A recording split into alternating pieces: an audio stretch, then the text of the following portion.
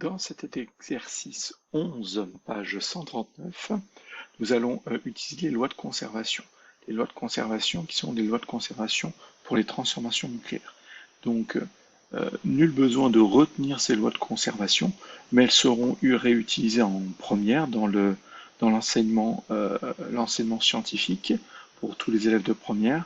Donc, je fais un petit exercice dessus, je le rappelle. On a vu ces lois de conservation lors d'une activité, même si elle ne faisait pas partie d'un cadre à savoir, ni d'une conclusion. Mais on va quand même travailler un peu dessus.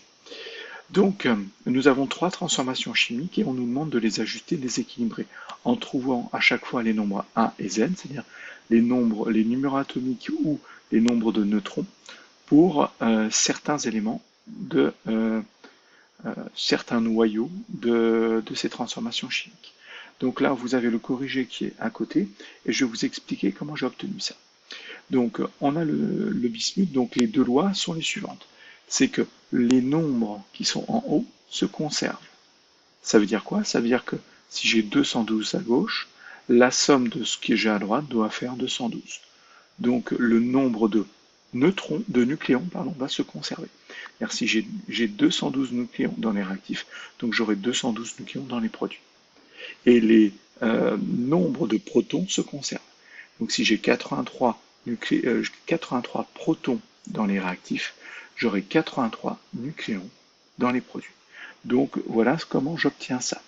Parce que le 208 plus 4, j'obtiens 212, et 80 plus 2, j'obtiens 83. Donc il y a conservation des nombres de protons, conservation des nombres de nucléons. Donc de même, assez simplement, on va dire ici que le nombre de protons doit être égal à 53. Donc j'aurai 52 plus quelque chose égale 53, et ce quelque chose c'est 1. Ensuite j'aurai 123 égal à 123 plus quelque chose, voilà, ce quelque chose c'est 0. Donc ici je vais avoir un positon ou positron qui va avoir une charge positive et donc une charge positive et 0 charge et 0 neutron. Donc et 0 nucléon. Donc voilà un petit peu comment équilibrer la B, la C. Maintenant, donc on essaie de trouver donc les numéros atomiques et le nombre de nucléons pour ce noyau d'uranium. Donc attention, là, on va l'écrire parce que là, le calcul est un peu plus complexe, il faut être un petit peu attentif. Donc je vais d'abord réécrire cette équation pour l'avoir sous les yeux. Donc on a un neutron qui nous donne donc, U de l'uranium. Ensuite, ça nous donne du strontium plus du xénon plus des neutrons. Donc 0, 1, 3, 139, 54 et 38. Voilà, j'ai ce qu'il faut. Allons voir un peu ça. Donc, je me reconnecte à mon téléphone. Voilà, donc j'ai réécrit ça. Il faut savoir, donc, je vais pouvoir en déduire de la partie haute des chiffres qu'il y a en haut une égalité et les chiffres qu'il y a en bas une égalité. En sachant que là, il y a le chiffre 1, le nombre 1 et là le nombre Z.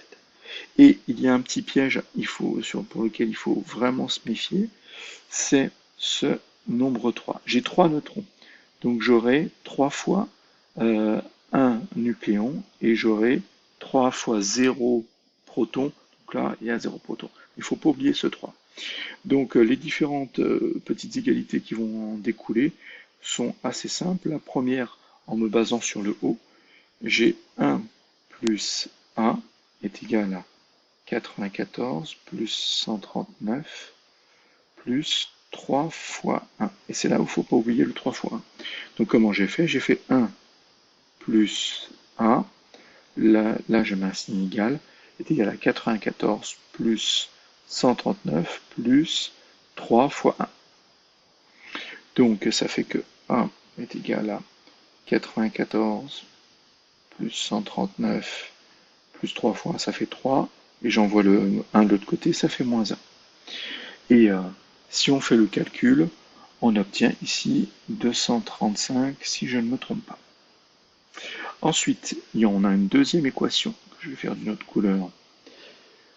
C'est celle du bas. Donc j'aurai 0 plus z est égal à 38 plus 54 plus 3 fois 0, ça fait 0. Donc ça fait 0 plus z, ça fait z est égal à 38 plus 54 plus 3 fois 0. Donc ça fait ici 2 et je retiens 1, 8 et 1, 9, ça fait 92. D'où les valeurs que j'ai mises ici. Donc pour l'uranium, il a un Z égale 92 et un A qui est égal à 235.